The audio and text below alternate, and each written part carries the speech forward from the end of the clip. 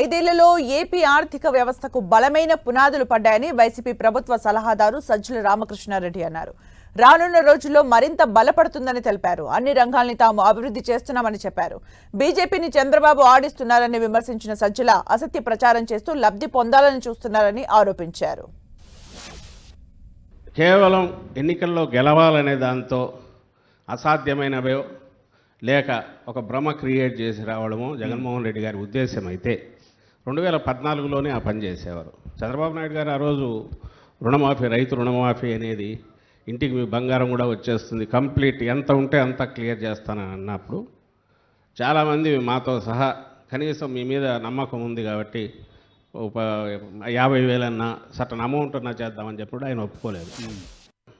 ఏదైతే ఉందో ఒక సెక్షన్ ఆఫ్ మీడియా వాళ్ళు ప్రొజెక్ట్ చేస్తున్నవన్నీ డే 1 నుంచి ఇంత ప్రామినెంట్గా కనపడుతున్న వాటిలో 99% ఇంప్లిమెంట్ చేస్తే ఆ 1% గురించి క్వశ్చన్ చేయడము, లేక మేము అమలు చేస్తున్న డీసెంట్రలైజ్డ్ పరిపాలన అడ్మినిస్ట్రేటివ్ దీనికి సంబంధించి కిందికి వస్తే వాటిలో ఎక్కడో చిన్న చిన్న ఐసోలేటెడ్ ఇవి తీసుకురావడము, ఇవి తీసుకొచ్చి ఒక నెరేటివ్ బిల్డ్ చేస్తూ వస్తున్నారు.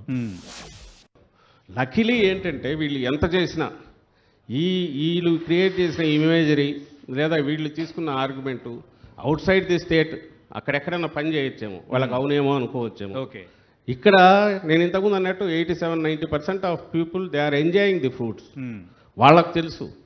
అందువల్ల ఈ సైలెంట్ ఓట్ కానీ లేక ఏదైతే బలంగా మనకు ఈరోజు మీరు చూస్తున్న which is getting reflected in by elections కానీ లేదా అంతకుముందు లోకల్ బాడీ ఎలక్షన్స్ కానీ లేదా ఈ మధ్య మేము జరుపుతున్న సిద్ధం సభలు కానీ తర్వాత అవి కానీ వెల్లువలాగా వస్తున్న జనము ఆ రెస్పాన్స్ దాంట్లో కనిపిస్తుంది.